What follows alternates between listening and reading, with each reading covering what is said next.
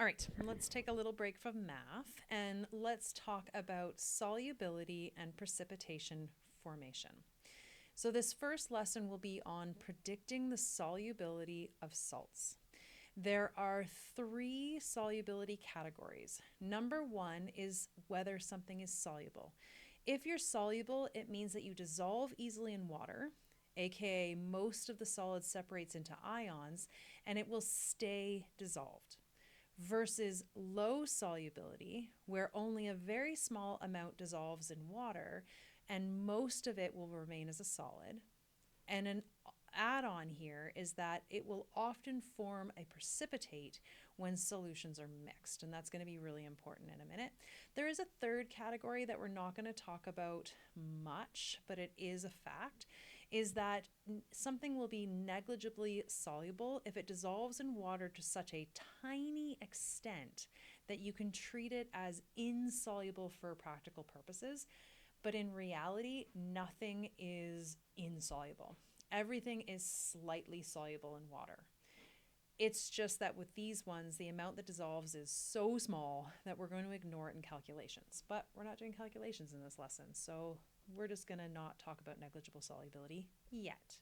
So let's talk about the difference between soluble and low solubility. This isn't something that you're expected to know.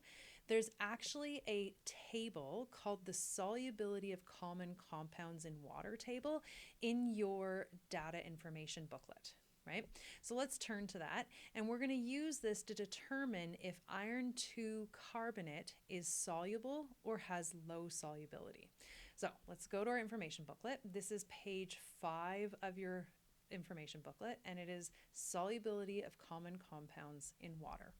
And the way that this chart works is there's a few general rules that we're going to talk about in a couple lessons, but there's some things that are just always soluble. Those are your alkali ions: lithium, sodium, potassium, rubidium, cesium, and francium. If you don't know where your alkali ions are, when you're looking at your chart, let's just go up to your periodic table. If I flip this around, right? Your alkali ions are your alkali metals. So it's anything that's in this light green. So lithium all the way down to francium, those are your alkali ions. Okay. So if we go back down to page 5 and we flip, right? All of your alkali ions are always soluble, meaning if anything is mixed with these, they will dissolve in water. So is hydrogen, which is right above your alkali ions, as well as ammonium. And then your only anion that's always soluble is nitrate. Nitrate's going to be a really important anion for us in a bit. Other than that, we are going to be mixing things with different anions. So you've got chloride, bromide, and iodine. With silver, lead, and copper, it's low solubility, whereas with everything else, it's soluble. Sulfate is soluble with everything but silver, calcium, strontium, barium, and lead. And then we've got sulfide, which is soluble with all those alkali ions, as well as hydrogen, ammonium, beryllium, magnesium, calcium, strontium, and barium, whereas with everything else, it's low solubility, and so on. So what we're looking up is this iron 2 carbonate. So what we're going to look up is carbonate. There's carbonate there. So carbonate as an anion is soluble with all of your alkali ions, hydrogen, and ammonium. With everything else, it's low solubility. So iron 2 carbonate has low solubility. Now that means two things. Number one, if you put solid iron 2 carbonate into solution, it will dissolve to an extent, right? But it won't fully dissolve. So some of the solid will still remain. Or vice versa, if I was to bring those two ions together in solution, they would precipitate out of solution. So that's what we're going to talk about next, is this forming a precipitate. So when two ions mix and form a compound that has low solubility, a precipitate will form. The precipitate is the insoluble solid that appears in the solution. So there'll be this cloudy component to your mixture. Note, every reaction that produces a precipitate is a double replacement or double displacement or double replacement reaction, whatever you want to call it. So there's this crash course chemistry video. I can play it at the end of this lesson if you want. It's not super necessary. I find sometimes he talks too fast and it's too hard to follow, but there is some really good information in there.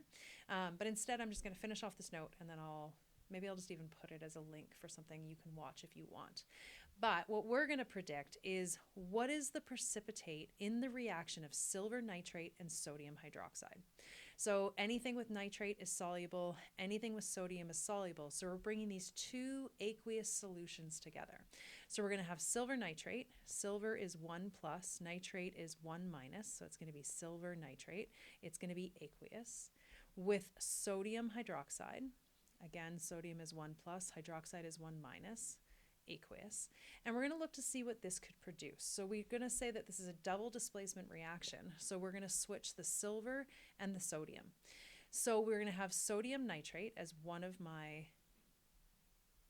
potential species that could precipitate. And then I'm going to have silver hydroxide. And then what you want to do is use your table to determine if either of these two solutions could possibly be a precipitate. So we've already said that everything with nitrate is soluble. So we know for sure that this is going to be aqueous. Whereas if I look up silver hydroxide, we go down to hydroxide. Hydroxide is soluble with your alkali ions, hydrogen, ammonium, and strontium, and with everything else it has low solubility. So the silver hydroxide is going to form a precipitate in solution. So what I want to do is show you what this would look like. So I've got a video of silver nitrate and sodium hydroxide mixing. Give me one sec. Okay, so what we've got here is a solution in a test tube that is probably our sodium hydroxide. And then there's going to be a pipette that's going to come in. I'll just show you, right? So there's this pipette coming in carrying my silver nitrate. And what we're going to look is what happens when these two solutions mix. So in this bottom solution, in the test tube, you have sodium ions and you have hydroxide ions. And in this pipette coming down, you would have silver ions and you would have nitrate ions. When they mix, we're expecting a precipitate to form that is silver hydroxide. So let's let this happen. And you can see as soon as they came in contact with each other, I'll let it play a little bit more, there's this cloud developing. And this cloud is the ions, silver and hydroxide, precipitating out of solution because they together in the same mixture have low solubility. So they don't want to stay dissolved in solution. So if I let it play a little bit longer, right? So now they're actually pipetting it in and you can see this giant cloud forming. So this would be the silver hydroxide solid precipitating out of the reaction.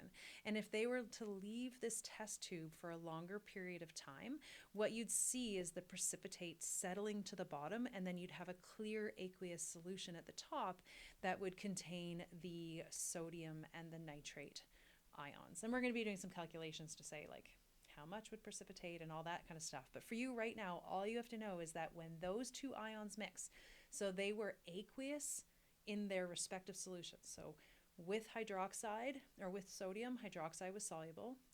With nitrate, silver was soluble. But as soon as the silver and the hydroxide were in solution together, they formed this precipitate. Okay, so going back to our notes. The next one I want to do is, will a precipitate form when 0.2 molar solutions of calcium sulfide and sodium sulfate are mixed? So what you want to be looking at is you've got calcium sulfide, and if these are solutions, you can assume that they're aqueous. You can double check like I did on the last one. But I know anything with sodium is definitely aqueous. And then sulfide with calcium, I'm assuming is, otherwise this is a badly worded question. Let's look it up. Where did my table go? Okay, so let's just double check. So if we look up sulfide, the more we do this, the better. So sulfide is soluble with calcium. It's perfect. Okay, so we brought these two aqueous solutions together. What are the potential compounds that they could form? Well, they could form calcium sulfate, and they could form sodium sulfide. And again, you want to make these balanced chemical formulas that you should be fairly good at right now, right? Calcium 2 plus, sulfide 2 minus, cancels out. Sodium 1 plus, sulfide 2 minus, you bring the 2 down. So we're going to look up, is either calcium sulfate or sodium sulfide or have low solubility? Well, I know definitely this one won't. This one's going to be aqueous because it's sodium. So let's look at the calcium sulfate. So we've got sulfate here. It is soluble with everything but silver, calcium, strontium, beryllium, and lead. So sulfate with calcium forms a solid precipitate. Awesome. So the answer is yes. What is the precipitate?